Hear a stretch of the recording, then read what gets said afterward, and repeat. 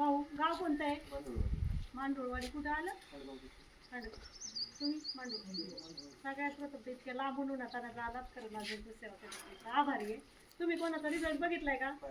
बघितलाय तुमच्या गावात शेजारी? फोन मध्ये तर लय कंटिन्यू येतं पण शेजारी नाही बघितला.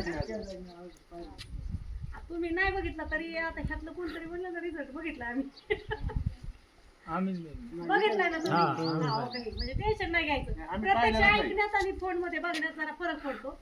तुमच्या हे पाहुण्याचे ह्यांच्या माझ्या आणखी ओळखी ना. रिझल्ट एक नंबर आहे. टेन्शन नाही घ्यायचं. तुम्हाला 5-6 दिवसातच रिझल्ट येतो.